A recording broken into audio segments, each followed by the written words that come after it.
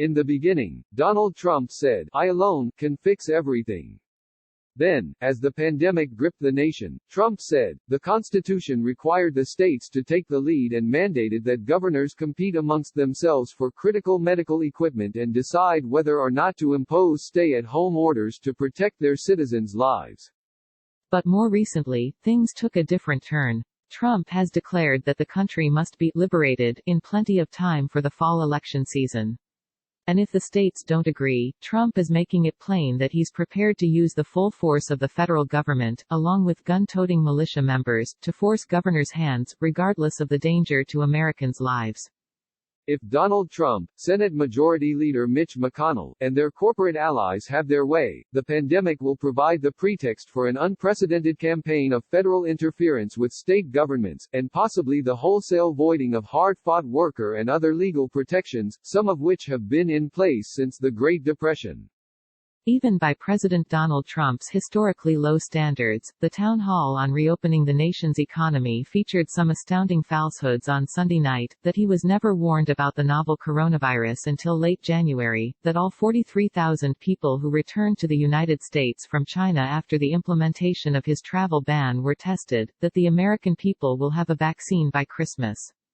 But perhaps the biggest demonstrable lie told under the unblinking eyes of Abraham Lincoln was Trump's repeated insistence that, despite the mounting death toll from the coronavirus pandemic and the collapsing national economy, it's all working out. I think it's all working out. You know, the numbers are heading in the right direction, Trump said, in response to a question about workers at meat processing plants being forced back on the job despite fears of spreading the virus. It's all working out. It's all working out. It's horrible that we have to go through it, but it's all working out. The town hall, billed by Fox News as America Together, returning to work, and broadcast live from the memorial built to honor a president who, earlier this weekend, Trump said did less for black people than he has, was in many ways a highlight reel of the president's inadequate response to a pandemic that has claimed more than 68,000 lives, including a record 2,909 just on Thursday. The president casually announced that the final death toll could reach 100,000 people, more than 50% higher than he told Americans only a few weeks ago. He made scientifically dubious claims about the speed and availability of a potential vaccine, throwing in a vow to be AIDS-free within 8 years.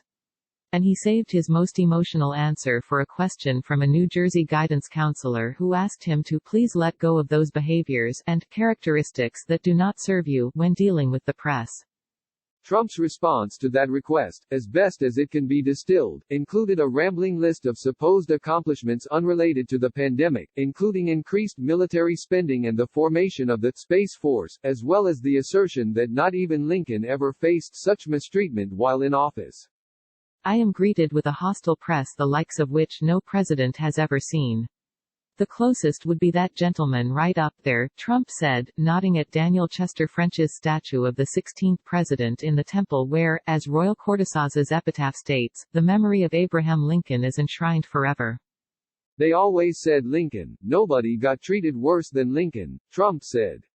I believe I am treated worse.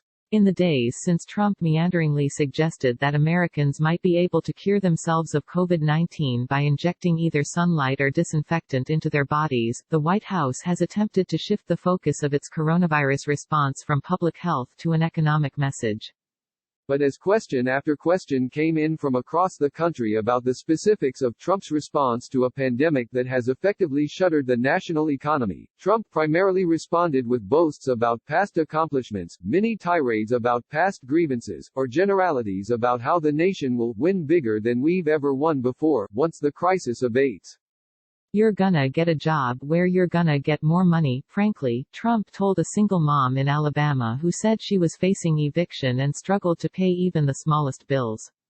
I've got a great feel for this stuff. I want him to go back. Yeah, I want to get our country back, Trump said, in response to a pair of questions from a teacher and student about his plan to reopen the nation's schools. We have to go back. We have to go back. And, whatever it is. It depends on where you're coming from, Trump told a D.C. restaurateur who asked about specific protocols to keep restaurants safe. It goes up and it goes up rapidly, he added of the death toll, but sunnily explained that the nation's dead are, at the very lower end of the plane. Every desired answer, from a timeline for opening restaurants at full capacity to filling sports stadiums and college graduations, was predicated on Trump's enthusiastic prediction that we are going to have a vaccine by the end of this year. The doctors would say, well, you shouldn't say that. I'll say what I think, Trump said, doubling down on a vaccine development schedule that would surpass even the most hysterically optimistic timelines put forward by epidemiologists for the rollout of a potential vaccine. I think we're going to have a vaccine much sooner than later. Look, a vaccine has never gone like it's gone now. At one point, Trump marveled at the changes in everyday life as a result of the pandemic, noting the yawning distance between himself and Fox News anchors Bret Baier and Martha MacCallum.